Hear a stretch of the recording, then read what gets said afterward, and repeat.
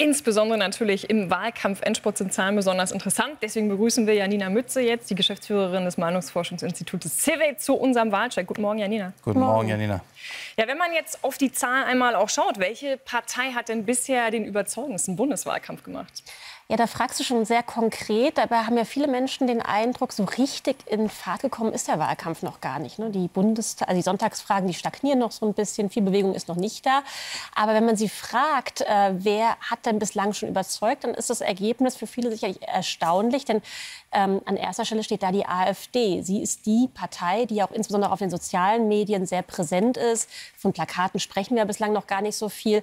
Sie steht an erster Stelle, gefolgt eben von CDU, CSU und weiter abgeschlagen Grüne, SPD, auch die Kanzlerpartei weiter hinten.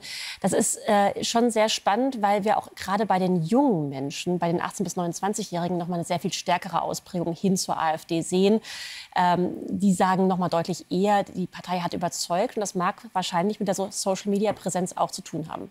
Das bedeutet also, die überzeugendste Wahlkampagne bei dieser Bundestagswahl, in dem Wahlkampf, kann man auch schon absehen, welche Partei da vorne liegt? 40 Tage vor der Wahl?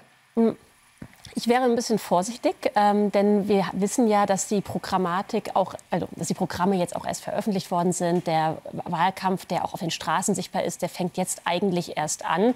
Aber mit Blick auf die Präsenz gibt es eben diesen Ausschlag, dass man bislang die AfD als deutlich präsenter wahrgenommen hat als andere Parteien. Nun sagt man ja immer so ein Grundsatz, letztendlich der Spitzenkandidat muss passen zum Wahlprogramm. Kann man da auch bei den einzelnen Parteien Unterschiede sehen, wo die Leute das passender wahrnehmen als vielleicht bei anderen? Es ist tatsächlich so, dass die Wählerinnen und Wähler immer sehr stark angeben, dass sie sagen, dass die Programme sind eigentlich entscheidender als der Kandidat oder die Kandidatin. Das sagen die Menschen. Es geht ihnen vor allem um die Programmatik. Und viele weisen ja deshalb auch gerade einen Richtungswechselwahlkampf jetzt aus. Ja, es bräuchte einen Politikwechsel, es bräuchte eine neue Richtung, auch gerade vor dem Hintergrund, weil eben Vertrauen in politische Institutionen sehr gering ist aktuell und man auch mit der Ampelpolitik der letzten Jahre sehr frustriert ist. Dennoch ist es schon so, dass wir sehen, Kandidaten haben einen Einfluss. 2021 beispielsweise hat Olaf Scholz mitunter auch gewonnen, weil man ihm mehr Führungsstärke zugeschrieben hat als den anderen beiden Kandidaten. Also auch das kann relevant sein. Interessant ist aber auch, diese Spitzenkandidaten, wo wir jetzt hier diese Werte sehen und die ja ihre Parteien repräsentieren, welche von denen haben denn die eigenen Themen ihrer Parteien am besten transportiert bisher?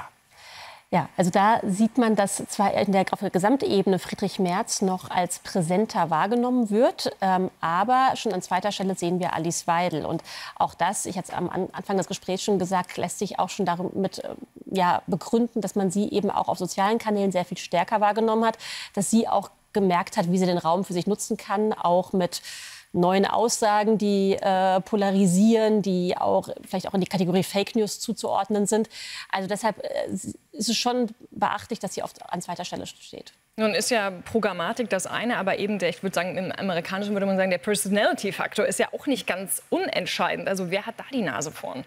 Ja, wir haben zumindest mal nach der Sympathie gefragt und in der Sympathie sehen wir dann mal ein etwas anderes Treppchen. Da steht nämlich dann Robert Habeck an Stelle 1. Er gilt als sympathischster Kandidat.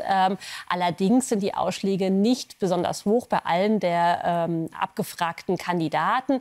Und der Weiß-nicht-Balken, den haben wir hier nicht mit abgetragen, der ist mindestens genauso hoch.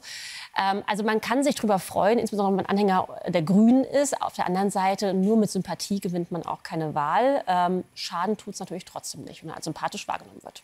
Also wenn ich da sehe, 22% Alice Weidel auf Platz 2, also was für ein knapper Abstand zwischen Habeck und Weidel, das ist ja schon Wahnsinn. Also ich glaube, die nächsten 40 Tage werden da einiges zeigen noch. Ja, wir haben verschiedene Lager in der Gesellschaft und die lassen sich voneinander auch nicht mehr so leicht überzeugen. Ja, Polarisierung, ich glaube, das wird das Stichwort bis zum 23. Februar. Janina, vielen Dank für all diese interessanten Fakten und interessanten Zahlen. Bis zum nächsten Wahlcheck. Bis zum nächsten Mal. Danke dir.